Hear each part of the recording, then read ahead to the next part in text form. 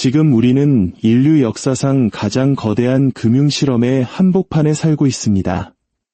그리고 대부분의 사람들은 자신이 그 실험의 참가자라는 사실조차 인지하지 못하고 있습니다.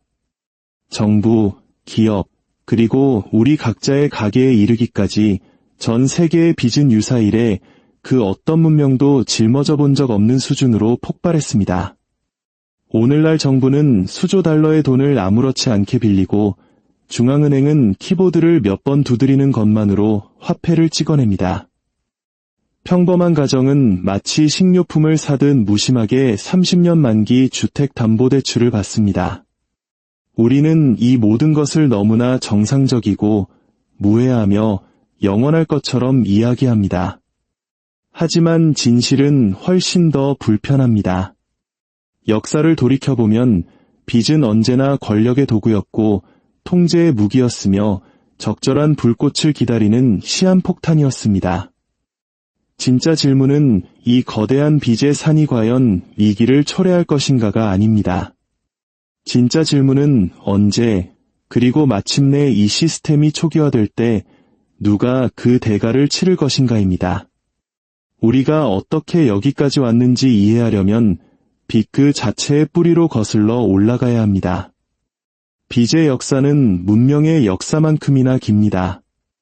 기원전 수천 년 전 메소포타미아에서 발견된 최초의 점토판은 신화 철학이 아니었습니다.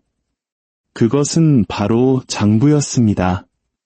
누가 누구에게 곡식을 얼마나, 가축을 몇 마리 빚졌는지를 기록한 채무 기록이었죠. 고대 사회에서 빚은 단순한 경제적 도구가 아니었습니다. 그것은 신성한 약속이었습니다. 사제와 왕이 빚을 감독하고 집행했으며 때로는 사회 질서가 붕괴되는 것을 막기 위해 모든 채무를 탕감해주는 대사면, 즉 희년을 선포하기도 했습니다. 잠시 상상해 보십시오. 사회의 생존을 위해 금융 시스템의 리셋 버튼을 눌러야 한다는 생각이 당연하게 여겨지던 시대였습니다. 빚은 곧 권력이었지만 과도한 빚은 사회 전체를 위협하는 위험이었습니다. 고대의 통치자들은 현대의 지도자들이 잊은 척하는 진리를 알고 있었습니다. 모든 사람을 영원히 빚의 족쇄에 묶어둘 수는 없다는 것을. 어느 시점이 되면 시스템은 반드시 무너지게 되어 있습니다. 시간을 빨리 감아 르네상스 시대로 가보겠습니다. 피렌체의 메디치 가문과 같은 은행 가문이 부상하면서 빚은 곡식과 가축에서 금과 신용으로 진화했습니다. 왕과 교황들은 전쟁을 치르고 대성당을 짓고 제국을 건설하기 위해 막대한 돈을 빌렸습니다. 하지만 빚에는 언제나 위험이 따랐습니다. 신대륙에서 채굴한 은으로 부유했던 스페인 제국조차 16세기에 4번이나 파산을 선언했습니다. 왕실의 야망이 현실의 능력을 앞질러 감당할 수 없을 만큼 돈을 빌렸기 때문입니다. 이것이 바로 첫 번째 교훈입니다. 금으로 가득 찬 제국이라도 빚의 홍수에는 잠길 수 있다는 것입니다. 빚은 더 이상 개인의 문제가 아닌 지정학적 무기가 되어 전쟁을 일으키고 왕조를 무너뜨리고 세계 지도를 새로 그렸습니다. 하지만 오늘날 우리가 겪는 현대적 부채의 폭발은 20세기에 시작되었습니다.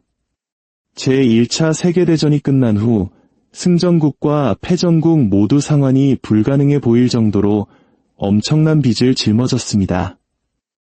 특히 독일은 베르사유 조약에 따라 가혹한 전쟁 배상금에 시달렸습니다. 당시 많은 경제학자들은 이 엄청난 의무가 독일 사회를 불안정하게 만들 것이라고 경고했고 그들의 예측은 정확했습니다. 1920년대 초 독일인들이 빵 한 덩이를 사기 위해 손술에 가득 지폐를 싣고 다녀야 했던 초인플레이션 사태는 현실적으로 감당할 수 없었던 빚의 직접적인 결과였습니다. 이 재앙이 남긴 깊은 상처는 결국 제2차 세계대전으로 이어지는 비극의 씨앗이 되었습니다. 빚은 회계의 장부상의 숫자가 아니라 혼돈을 부르는 연료였습니다. 그리고 1944년 브레튼 우즈 체제가 탄생합니다. 현대 세계의 금융 시스템이 설계된 역사적인 순간이었습니다. 전쟁이 끝날 무렵 전 세계 금의 3분의 1을 보유하고 있던 미국이 규칙을 정했습니다. 미국 달러가 금 1온스당 35달러의 가치로 고정되는 기축통화가 되었고 다른 모든 나라의 통화는 달러에 고정되었습니다. 목표는 안정이었습니다. 하지만 현실은 의존이었습니다. 모든 국가의 빚, 모든 국채, 모든 경제 계산은 이제 미국이 재정적 규율을 지킬 것이라는 약속 위에 세워졌습니다. 한동안 이 시스템은 잘 작동하는 것처럼 보였습니다. 하지만 능력 이상으로 쓰고 싶어하는 유혹은 결코 사라지지 않습니다. 1960년대에 이르러 미국은 베트남 전쟁과 막대한 국내 복지 프로그램 비용으로 인해 보유한 금보다 훨씬 더 많은 달러를 찍어내기 시작했습니다. 다른 나라 정부들은 이를 눈치채고 자신들이 보유한 달러를 금으로 바꿔달라고 요구하기 시작했습니다. 결국 1971년 리처드 닉슨 대통령은 달러의 금태환 중지를 선언하며 금본위제의 문을 닫아버렸습니다. 이제 빚은 족쇄에서 풀려났습니다. 각국 정부는 오직 신뢰라는 보이지 않는 담보 하나의 의지에 마음껏 돈을 빌리고 찍어낼 수 있게 된 것입니다. 1971년의 이 사건은 조용한 혁명이었습니다. 이는 빚을 유한한 것에서 무한한 것으로 바꾸어 놓았습니다. 금이라는 족쇄가 사라지자 중앙은행들은 금리를 조절하여 경제를 통제할 수 있다는 사실을 발견했습니다. 성장이 둔화되면 금리를 낮춰 대출을 장려했고 위기가 닥치면 더 많은 빚을 만들어 구멍을 메웠습니다. 위기를 구제할 때마다 이전보다 더 큰 규모의 부채가 필요했습니다. 1980년대에는 로널드 레이건과 마거릿 대처 같은 지도자들 아래에서 국방과 경제개혁이라는 명분으로 공공부채가 폭발적으로 증가했습니다. 개발도상국들은 서구 은행들로부터 막대한 돈을 빌렸다가 금리가 오르자 빚을 갚지 못해 라틴 아메리카 외채 위기를 촉발했습니다. 번영을 쫓기 위해 빚을 사용하다가 물이 빠지면 익사하는 패턴이 확고하게 자리 잡은 것입니다. 많은 사람들이 주택 문제로만 기억하는 2008년 금융위기는 사실 그 본질이 다릅니다. 그것은 빚 위에 빚을 쌓아 올린 거대한 레버리지의 피라미드에 관한 이야기였습니다. 그 구조가 너무나 거대하고 위태로웠기 때문에 한쪽 구석이 무너지자 전체가 흔들렸던 것입니다. 주택담보대출은 증권으로 포장되어 투자자들에게 팔렸고 파생상품으로 보험에 가입되었으며 30대 1에 달하는 레버리지 비율로 부풀려졌습니다. 이 붕괴는 은행을 파산시키고 수많은 사람들의 연금을 날려버렸으며 각국 정부가 수조 달러의 구제금융을 투입하게 만들었습니다. 여기에 바로 씁쓸한 아이러니가 있습니다. 무모하게 빚을 낸 금융기관들은 구제받았지만 평범한 시민들에게 남은 것은 실업, 지배 압류, 그리고 긴축재정의 고통뿐이었습니다. 우리에게는 1997년의 외환위기가 떠오르는 너무나도 익숙한 이야기일지 모릅니다. 빚은 중립적인 도구가 아니라 강자를 보호하도록 편향된 시스템이라는 사실이 명백히 드러난 순간이었습니다. 그 이후 부채의 규모는 놀라움을 넘어 초현실적인 수준에 이르렀습니다. 지난 20년간 전 세계 부채는 3배로 증가하여 2023년에는 300조 달러를 넘어섰습니다. 감이 잘 오지 않으신다면 이는 전 세계 경제 규모의 거의 4배에 달하는 액수입니다. 정부, 기업, 가게 할 것 없이 모두가 빚더미에 올라앉았습니다. 일본과 같은 일부 국가는 GDP 대비 공공부채 비율이 200%를 훌쩍 넘었고 미국은 별다른 토론 없이 매년 수조 달러의 빚을 추가하고 있습니다. 신흥국들은 외화로 돈을 빌려 금리가 급등할 때마다 국가 부도의 위험에 노출됩니다. 전 세계 시스템 전체가 빚은 대가 없이 영원히 팽창할 수 있다는 환상에 의존하는 거대한 외줄타기가 되어버린 것입니다. 하지만 빚은 언제나 대가를 요구합니다. 빚은 우리의 행동을 왜곡하고 거품을 만들고 부를 이전시킵니다. 그리고 가장 중요하게는 미래 세대를 노예로 만듭니다. 오늘 빌린 1달러는 내일의 노동에 대한 청구권입니다. 그 숫자가 너무 커지면 상환은 불가능해집니다. 역사가 채무 불이행, 구조조정, 인플레이션, 그리고 위기로 가득 찬 이유가 바로 여기에 있습니다. 빚의 끝은 언제나 셋 중 하나입니다. 정직하게 갚거나 인플레이션으로 빚의 가치를 녹여버리거나 아니면 파산하는 것입니다. 그 어떤 제국도 그 어떤 시스템도 이 진리에서 벗어난 적이 없습니다. 오늘날 그 결과는 우리 주변 어디에나 있지만 빚이 너무나 보이지 않게 되었기 때문에 대부분의 사람들은 이를 인지하지 못합니다. 생각해 보십시오. 정부가 재정 적자를 내도 당신의 집에 찾아와 돈을 요구하지 않습니다. 대신 국채를 발행해 은행이나 외국인 투자자에게 팔고 조용히 당신의 이름으로 빚을 쌓아갑니다. 신용카드를 긁을 때 당신은 돈을 내는 것이 아니라 빌리는 것입니다. 기업들이 사상 최대 이익을 발표할 때 그 이익의 상당 부분은 빌린 돈으로 자사 주식을 사들여 주가를 부풀린 결과인 경우가 많습니다. 이 시스템은 레버리지, 즉 지렛대 효과 위에서 번성합니다. 하지만 레버리지는 중력과 같습니다. 올라갈 때는 무게가 느껴지지 않지만 내려올 때는 모든 것을 짓누릅니다. 오늘날 금융 시스템 전체는 지켜지지 않을 수도 있는 약속들 위에 떠 있는 것이나 마찬가지입니다. 이 시스템의 중심인 미국을 예로 들어보겠습니다. 2024년 미국의 국가부채는 34조 달러를 돌파했습니다. 이 숫자는 너무 커서 추상적으로만 느껴집니다. 하지만 현실로 번역해 봅시다. 이는 모든 납세자가 수억 원의 빚을 짊어지고 있다는 의미입니다. 이제 빚에 대한 이자 지급액만으로도 국방 예산과 맞먹는 수준이 되었습니다. 세계 최강대국이 이미 빌린 돈의 이자를 갚기 위해 또 돈을 빌리고 있다는 뜻입니다. 이는 미국만의 이야기가 아닙니다. 유럽에서는 이탈리아, 그리스와 같은 국가들의 GDP 대비 부채 비율이 여전히 100%를 훌쩍 넘습니다. 중국에서는 지방정부와 국유 기업의 숨겨진 부채가 공식 통계보다 훨씬 클 수 있다는 우려가 계속되고 있습니다. 어디를 보나 빚은 암세포처럼 퍼져나가고 있습니다. 이것은 금융적인 함정이자 동시에 심리적인 함정입니다.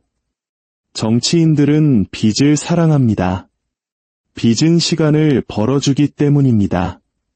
세금을 올리면 유권자들이 분노하고 지출을 줄이면 더 많은 사람들이 분노합니다. 하지만 돈을 빌리는 것은 고통이 없는 것처럼 보입니다. 미래의 세대가 알아서 해결할 문제처럼 느껴지니까요. 이 환상은 시스템이 버텨주는 동안에는 유효합니다. 하지만 금리가 오르면 그 부담은 갑자기 눈에 보이게 됩니다. 2022년 이후 중앙은행들이 인플레이션을 잡기 위해 금리를 인상했을 때 우리가 목격한 것이 바로 이것입니다. 갑자기 빚을 갚는 비용이 급증했습니다. 정부는 예산을 줄여야 했고 가계는 주택담보대출 이자 부담에 허덕였으며 기업들의 자금 조달 비용은 폭등했습니다. 빚은 잠자는 포식자와 같습니다. 잠들어 있을 때는 무해해 보이지만 깨어나는 순간 치명적입니다. 그럼에도 불구하고 위험이 커지는 와중에도 빚은 여전히 번영으로 가는 길처럼 포장되어 팔리고 있습니다.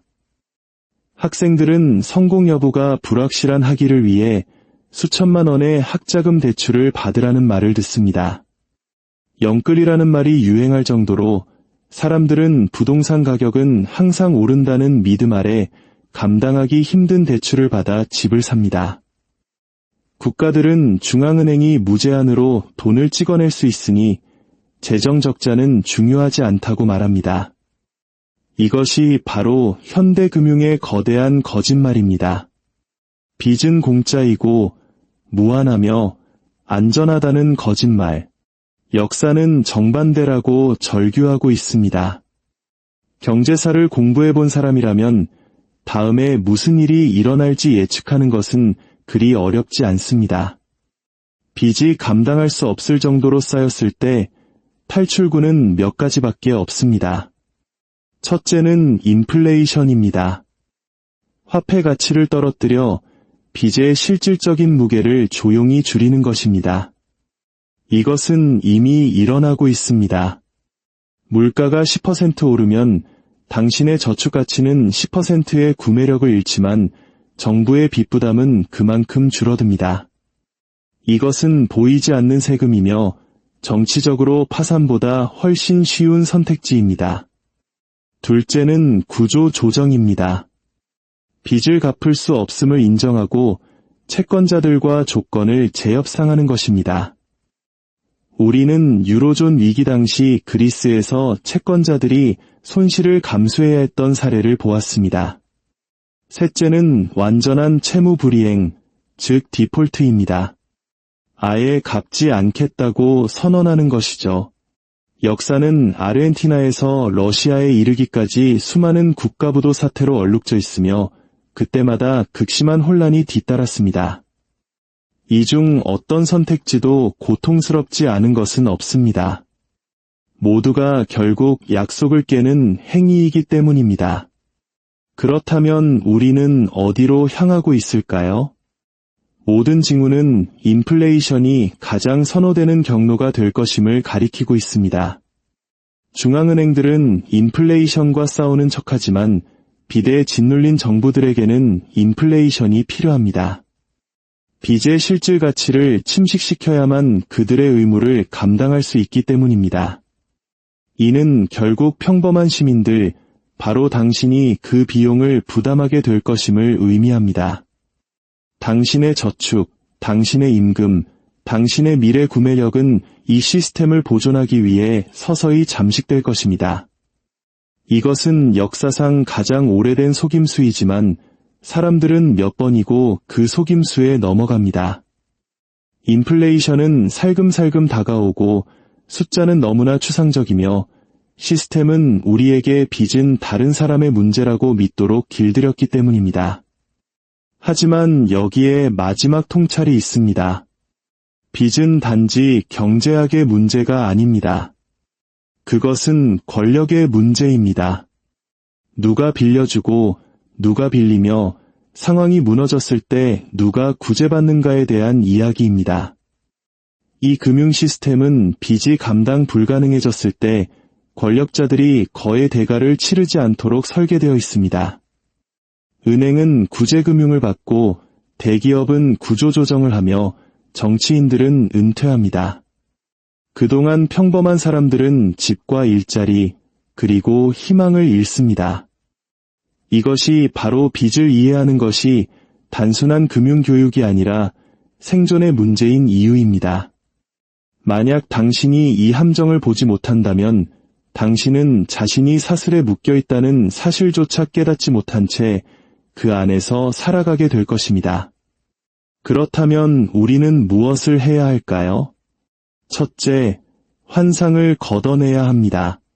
빚은 결코 중립적이지 않으며 빌린 모든 돈에는 결과가 따른다는 것을 이해해야 합니다. 둘째, 역사적 패턴을 인식해야 합니다. 그 어떤 제국도, 국가도, 시스템도 빚과의 최종적인 심판을 피하지 못했습니다. 시간의 차이가 있을 뿐 목적지는 항상 같았습니다. 셋째, 스스로를 보호해야 합니다. 이것은 공황에 빠지거나 그물 뒷마당에 묻으라는 뜻이 아닙니다. 종이 약속에 전적으로 좌우되지 않는 진정한 자산을 쌓으라는 의미입니다. 여러 경제 사이클을 거쳐도 가치를 유지하는 자산, 거짓말을 꿰뚫어 볼 수 있는 지식, 그리고 똑같은 낡은 속임수에 넘어가지 않게 하는 역사의 관점을 갖추어야 합니다. 역사는 우리에게 분명한 교훈을 줍니다. 빚이 쌓이고 지도자들은 현실을 부정하며 이기는 터지고 사회는 재편됩니다. 이 순환을 눈먼 상태로 맞이할 것인가, 아니면 깨어있는 상태로 맞이할 것인가? 우리에게 주어진 선택은 그것뿐입니다. 만약 당신이 이 함정의 구조를 이해한다면 그 희생양이 되는 것을 피할 수 있습니다. 하지만 그렇지 않다면 당신은 당신이 저지르지도 않은 실수에 대한 대가를 치르게 될 것입니다.